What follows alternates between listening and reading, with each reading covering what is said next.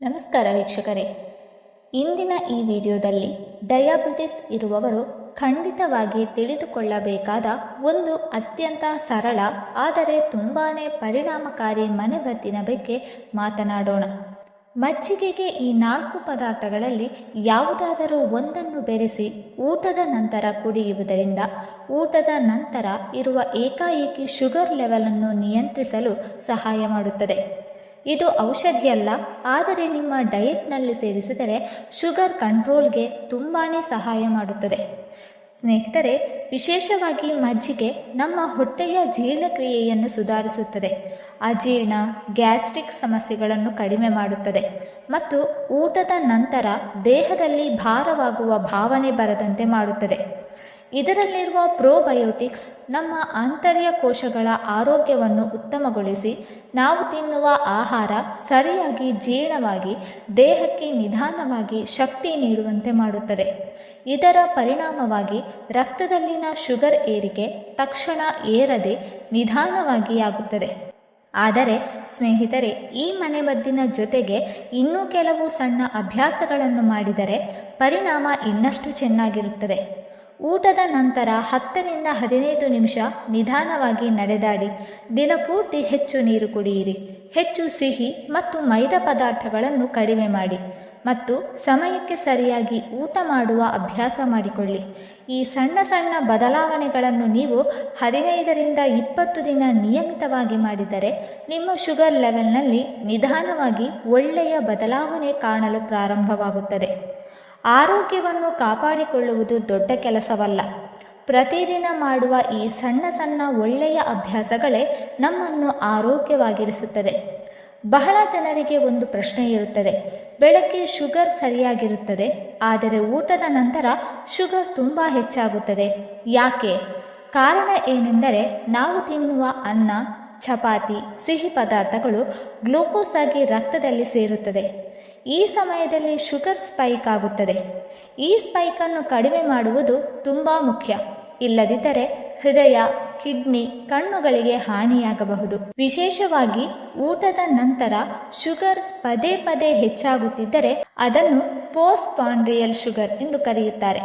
ಇದು ನಿಯಂತ್ರಣದಲ್ಲಿ ಇಲ್ಲದಿದ್ದರೆ ನಿಧಾನವಾಗಿ ನರಗಳಿಗೆ ಹಾನಿ, ದಣಿವು, ಕಣ್ಣಿನ ಸಮಸ್ಯೆ, ಮೂತ್ರಪಿಂಡದ ಸಮಸ್ಯೆಗಳಿಗೆ ಕಾರಣವಾಗಬಹುದು.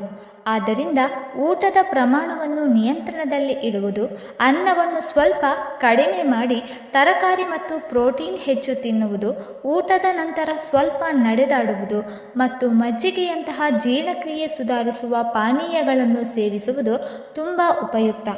ಸಣ್ಣ ಸಣ್ಣ ಅಭ್ಯಾಸಗಳಿಂದಲೇ ದೊಡ್ಡ ಶುಗರ್ ಸ್ಪೈಕನ್ನು ನಿಯಂತ್ರಿಸಬಹುದು ಮತ್ತು ಡಯಾಬಿಟಿಸ್ನಿಂದ ಉಂಟಾಗುವ ಅಪಾಯಗಳನ್ನು ಕಡಿಮೆ ಮಾಡಬಹುದು. ಸ್ನೇಹಿತರೆ, ಮಜ್ಜಿಗೆ ಒಂದು ಪ್ರಾಕೃತಿಕ ಪ್ರೋಬಯೋಟಿಕ್ ಪಾನೀಯ. ಇದು ಜೀರ್ಣಕ್ರಿಯೆಯನ್ನು ಉತ್ತಮಗೊಳಿಸುತ್ತದೆ. ಜೀರ್ಣಕ್ರಿಯೆ ನಿಧಾನವಾದರೆ ಗ್ಲೂಕೋಸ್ ಕೂಡ ನಿಧಾನವಾಗಿ ರಕ್ತದಲ್ಲಿ ಸೇರುತ್ತದೆ. ಇದರಿಂದ ಶುಗರ್ ತಕ್ಷಣ ಏರದೆ ನಿಧಾನವಾಗಿ ಏರುತ್ತದೆ. ಅದಕ್ಕಾಗಿಯೇ ಊಟದ ನಂತರ ಮಜ್ಜಿಗೆ ಕುಡಿಯುವುದು ಬಹಳ ಉತ್ತಮ. ಮಜ್ಜಿಗೆಯಲ್ಲಿ ಬೆರೆಸಿ ಕುಡಿಯಬೇಕಾದ ಮೊದಲ ಪದಾರ್ಥ ಬಂದು ಮೆಂತ್ಯ ಪುಡಿ. ಮೆಂತೆಯಲ್ಲಿ ಹೆಚ್ಚು ಫೈಬರ್ ಮತ್ತು ನೈಸರ್ಗಿಕವಾಗಿ ಶುಗರ್ ನಿಯಂತ್ರಣಕ್ಕೆ ಸಹಾಯ ಮಾಡುವ ಗುಣಗಳು ಇರುತ್ತದೆ. ಇದು ನಾವು ತಿನ್ನುವ ಕಾರ್ಬೋಹೈಡ್ರೇಟ್ಗಳನ್ನು ನಿಧಾನವಾಗಿ ಜೀರ್ಣವಾಗುವಂತೆ ಮಾಡುತ್ತದೆ. ಆದ್ದರಿಂದ ಗ್ಲೂಕೋಸ್ ತಕ್ಷಣ ರಕ್ತದಲ್ಲಿ ಸೇರುವುದಿಲ್ಲ ಮತ್ತು ಶುಗರ್ ಸ್ಪೈಕ್ ಕಡಿಮೆಯಾಗುತ್ತದೆ. ಅರ್ಧ ಚಮಚ ಮೆಂತ್ಯ ಪುಡಿಯನ್ನು 1 ಗ್ಲಾಸ್ ಮಜ್ಜಿಗೆಗೆ ಬೆರೆಸಿ ಊಟದ ನಂತರ ಕುಡಿಯಿರಿ. ನಿಯಮಿತವಾಗಿ ಕುಡಿಯುತ್ತಿದ್ದರೆ ಪೋಸ್ಟ್ ಪ್ರಾಂಡ್ರಿಯಲ್ ಶುಗರ್ ನಿಯಂತ್ರಣದಲ್ಲಿ ಇಡಲು ಸಹಾಯ ಮಾಡುತ್ತದೆ. ಮೆಂತ್ಯೆ ದೇಹದ ಇನ್ಸುಲಿನ್ ಸಂವೇದನೆಯನ್ನು ಅಂದರೆ ಇನ್ಸುಲಿನ್ ಸೆನ್ಸಿಟಿವಿಟಿ ಹೆಚ್ಚಿಸಲು ಸಹಾಯ ಮಾಡುತ್ತದೆ ಎಂದು ಹಲವಾರು ಅಧ್ಯಯನಗಳು ಹೇಳುತ್ತದೆ. ಜೊತೆಗೆ ಇದು ಜೀರ್ಣಕ್ರಿಯೆಗೂ ತುಂಬಾ ಒಳ್ಳೆಯದು. ಹೊಟ್ಟೆ ಉಬ್ಬರವನ್ನು ಕಡಿಮೆ ಮಾಡುತ್ತದೆ. ಆದರೆ ಒಂದು ಮುಖ್ಯ ವಿಷಯ, ಮೆಂತ್ಯೆ ಹೆಚ್ಚು ಹಾಕಬಾರದು. ಅರ್ಧ ಚಮಚ ಸಾಕು. ಹೆಚ್ಚು ಹಾಕಿದರೆ ಶುಗರ್ ತುಂಬಾ ಕಡಿಮೆಯಾಗುವ ಸಾಧ್ಯತೆ ಇರುತ್ತದೆ. ವಿಶೇಷವಾಗಿ ನೀವು ಈಗಾಗಲೇ ಡಯಾಬಿಟಿಸ್ ಔಷಧಿ ತೆಗೆದುಕೊಳ್ಳುತ್ತಿದ್ದರೆ. ಆದ್ದರಿಂದ ಸರಿಯಾದ ಪ್ರಮಾಣದಲ್ಲಿ ನಿಯಮಿತವಾಗಿ ಬಳಸಿದರೆ ಇದು ತುಂಬ ಉಪಯುಕ್ತವಾದ ಸರಳ ಮನೆಮದ್ದು. ಸ್ನೇಹಿತರೆ, ಮಜ್ಜಿಗೆಯಲ್ಲಿ ಬೆರೆಸಬೇಕಾದ 2ನೆಯ ಪದಾರ್ಥ ಎಂದರೆ ಕರಿಬೇವಿನ ಪುಡಿ. ಕರಿಬೇವಿನಲ್ಲಿ ಆಂಟಿಆಕ್ಸಿಡೆಂಟ್, ಫೈಬರ್, ಐರನ್ ಮತ್ತು ಹಲವು ಪೋಷಕಾಂಶಗಳು ಇರುವುದರಿಂದ ಇದು ಡಯಾಬಿಟಿಸ್ ಇರುವವರಿಗೆ ತುಂಬಾನೇ ಉಪಯುಕ್ತವಾದ ಎಲೆ ಎಂದು ಹೇಳಲಾಗುತ್ತದೆ. ಕರಿಬೇವು ಪ್ಯಾಂಕ್ರಿಯಾಸ್ ಕಾರ್ಯವನ್ನು ಬೆಂಬಲಿಸಿ ಇನ್ಸುಲಿನ್ ಸರಿಯಾಗಿ ಕೆಲಸ ಮಾಡುವಂತೆ ಸಹಾಯ ಮಾಡುತ್ತದೆ ಎಂಬುದು ಹಲವರ ಅನುಭವ. ಜೊತೆಗೆ ಇದು ಜೀರ್ಣಕ್ರಿಯೆಯನ್ನು ಸುಧಾರಿಸುತ್ತದೆ, ಕೊಲೆಸ್ಟ್ರಾಲ್ ಕಡಿಮೆ ಮಾಡಲು ಸಹಾಯ ಮಾಡುತ್ತದೆ ಮತ್ತು ದೇಹದಲ್ಲಿ ಕೊಬ್ಬು ಜಾಸ್ತಿ ಸೇರುವುದನ್ನು ತಡೆಯಲು ಸಹಾಯ ಮಾಡುತ್ತದೆ. ನೀವು ಕರಿಬೇವು ಎಲೆಗಳನ್ನು ಚೆನ್ನಾಗಿ ಒಣಗಿಸಿ ಪುಡಿ ಮಾಡಿ ಇಟ್ಟುಕೊಳ್ಳಿ. ನಂತರ ಅರ್ಧ ಚಮಚ ಕರಿಬೇವು ಪುಡಿಯನ್ನು 1 ಗ್ಲಾಸ್ ಮಜ್ಜಿಗೆಗೆ ಬೆರೆಸಿ ಊಟದ ನಂತರ ಕುಡಿಯಬಹುದು. ವಾರದಲ್ಲಿ ಕನಿಷ್ಠ 4 ರಿಂದ 5 ದಿನ ಇದನ್ನು ಕುಡಿಯುತ್ತಿದ್ದರೆ ನಿಧಾನವಾಗಿ ಶುಗರ್ ಲೆವೆಲ್ ನಿಯಂತ್ರಣದಲ್ಲಿ ಇರಲು ಸಹಾಯವಾಗುತ್ತದೆ. ಇದು ತುಂಬಾ ಸರಳ, ಸೈಡ್ ಎಫೆಕ್ಟ್ ಇಲ್ಲದ ಮನೆಮದ್ದು. ಆದರೆ ನೀವು ಈಗಾಗಲೇ ಶುಗರ್ ಮೆಡಿಸಿನ್ ತೆಗೆದುಕೊಳ್ಳುತ್ತಿದ್ದರೆ ನಿಮ್ಮ ಶುಗರ್ ಲೆವೆಲನ್ನು ಕೆಲ ಕಾಲ ಪರೀಕ್ಷಿಸುತ್ತಾ ಬಳಸುವುದು ಉತ್ತಮ. ಸ್ನೇಹಿತರೆ, ನೀವು ಕರಿಬೇವಿನ ಎಲೆಯನ್ನು ಇನ್ನೊಂದು ರೀತಿಯಲ್ಲಿ ಕೂಡ ಬಳಸಬಹುದು. 1 ಲೋಟ ಮಜ್ಜಿಗೆಯಲ್ಲಿ 10 ರಿಂದ 15 ಕರಿಬೇವಿನ ಎಲೆಗಳನ್ನು ಸೇರಿಸಿ ಮುಚ್ಚಿಡಿ. ಸುಮಾರು 1 ಗಂಟೆಗಳ ಕಾಲ ಬಿಟ್ಟು ಬಿಡಿ. ನಂತರ ಈ ಮಜ್ಜಿಗೆ ಕುಡಿಯಿರಿ. ಕರಿಬೇವಿನ ಎಲೆಗಳು ನಿಮ್ಮ ರಕ್ತದಲ್ಲಿನ ಸಕ್ಕರೆಯ ಪ್ರಮಾಣವನ್ನು ಕಡಿಮೆ ಮಾಡಬಹುದು. ಕರಿಬೇವು ಕಿಡ್ನಿ ಸ್ಟೋನ್ ನಿವಾರಣೆಗೂ ಉತ್ತಮ ಮನೆಮದ್ದಾಗಿದೆ. ಸ್ನೇಹಿತರೆ, ಮಜ್ಜಿಗೆಯಲ್ಲಿ ಸೇರಿಸಬೇಕಾದ 3ನೆಯ ಪದಾರ್ಥ ಏನೆಂದರೆ ಜೀರಿಗೆ ಪುಡಿ. ಜೀರಿಗೆ ಜೀರ್ಣಕ್ರಿಯೆಯನ್ನು ಉತ್ತಮಗೊಳಿಸುವ ಅತ್ಯುತ್ತಮ ಮಸಾಲೆಗಳಲ್ಲಿ ಒಂದು. ಇದು ಹೊಟ್ಟೆಯಲ್ಲಿ ಅಜೀರ್ಣ, ಗ್ಯಾಸ್ಟ್ರಿಕ್, ಉಬ್ಬರದಂತಹ ಸಮಸ್ಯೆಗಳನ್ನು ಕಡಿಮೆ ಮಾಡುತ್ತದೆ ಮತ್ತು ನಾವು ತಿನ್ನುವ ಆಹಾರ ಸರಿಯಾಗಿ ಜೀರ್ಣವಾಗಲು ಸಹಾಯ ಮಾಡುತ್ತದೆ. ಜೀರಿಗೆ ಪುಡಿ ಮೆಟಬಾಲಿಸಮ್ ಅನ್ನು ಸ್ವಲ್ಪ ಮಟ್ಟಿಗೆ ಹೆಚ್ಚಿಸಲು ಸಹಾಯ ಮಾಡುತ್ತದೆ. ಅದರಿಂದ ಊಟದ ನಂತರ ಹೊಟ್ಟೆ ತುಂಬ ಭಾರವಾಗುವುದಿಲ್ಲ. 1 ಚಿಟಿಕೆ ಹುರಿದ ಜೀರಿಗೆ ಪುಡಿಯನ್ನು 1 ಗ್ಲಾಸ್ ಮಜ್ಜಿಗೆಗೆ ಹಾಕಿ ಊಟದ ನಂತರ ಕುಡಿಯುವುದರಿಂದ ಆಹಾರ ನಿಧಾನವಾಗಿ ಜೀರ್ಣವಾಗುತ್ತದೆ ಮತ್ತು ಗ್ಲೂಕೋಸ್ ನಿಧಾನವಾಗಿ ರಕ್ತದಲ್ಲಿ ಸೇರಲು ಸಹಾಯ ಮಾಡುತ್ತದೆ.